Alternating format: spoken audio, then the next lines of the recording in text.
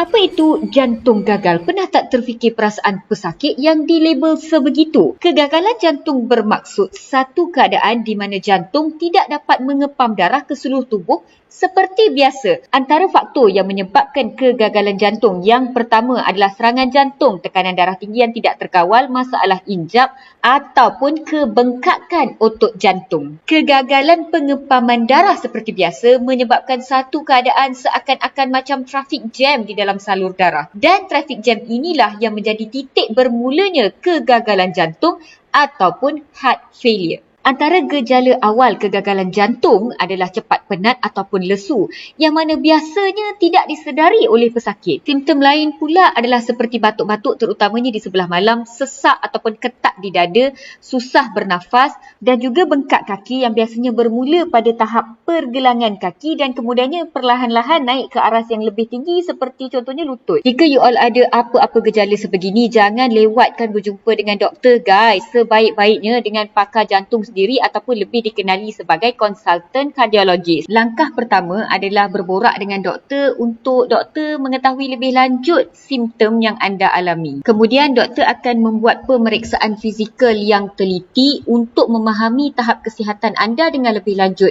Dengar jantung, dengar paru-paru, tekan perut, tekan kaki dan segala-galanya secara menyeluruh. Bukan jantung saja guys. Jika perlu, doktor akan sarankan anda untuk buat ujian lanjut supaya kesihatan anda dapat dirumuskan dengan lebih baik dan lebih teliti. Contohnya macam ujian darah, X-ray dan sebagainya. Antara ujian yang paling penting dalam membuat diagnosis kegagalan jantung adalah yang doktor nak buat ni, iaitu apa yang kita sebut sebagai scan jantung ataupun nama sebenar dia ekokardiogram.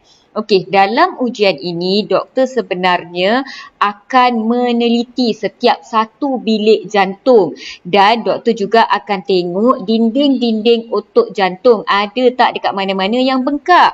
Selain daripada itu, injap-injap juga akan diperiksa dan pengaliran darah akan diteliti. Nampak mudah ke? Tapi you all tahu tak sebenarnya pakar-pakar jantung sebegini dilatih secara khusus untuk pengendalian mesin sebegini dengan cara yang terbaik agar mereka dapat mengambil gambar dan video jantung sehabis baik.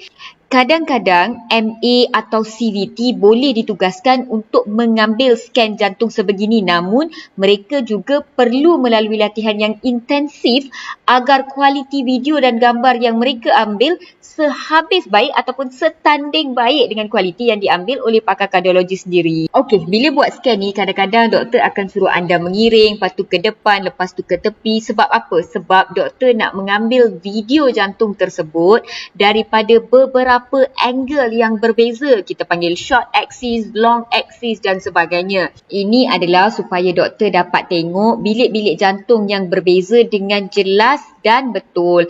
Doktor juga nak tengok beberapa salur darah penting yang berada di sekeliling jantung. Daripada scan jantung ini, satu perkara yang paling penting doktor kena rumuskan adalah apakah peratus pengepaman jantung pada ketika itu ataupun lebih dikenali sebagai ejection fraction. Fungsi pengepaman darah yang normal sepatutnya lebih daripada 50%. Jika ia lebih rendah daripada 40%, maka kita sebutkan jantung mungkin dalam keadaan yang gagal, iaitu heart failure. Bila dah dapat keputusan daripada semua ujian, barulah doktor akan rumuskan tahap kesihatan anda dan bagi tahu ada heart failure ataupun tidak. Anda juga akan diberi penerangan teliti berkenaan dengan ubat yang perlu diambil, berapa banyak air boleh minum, tak boleh minum, rawatan yang perlu disusuli dan sebagainya. Berita baiknya, kegagalan jantung ini boleh dirawat dengan mudah melalui ubat dan juga disiplin daripada pesakit. Jadi guys, jangan lewatkan dah. Kalau anda ataupun sesiapa yang anda kenali mempunyai gejala-gejala sebegini, berjumpalah dengan doktor secara segera agar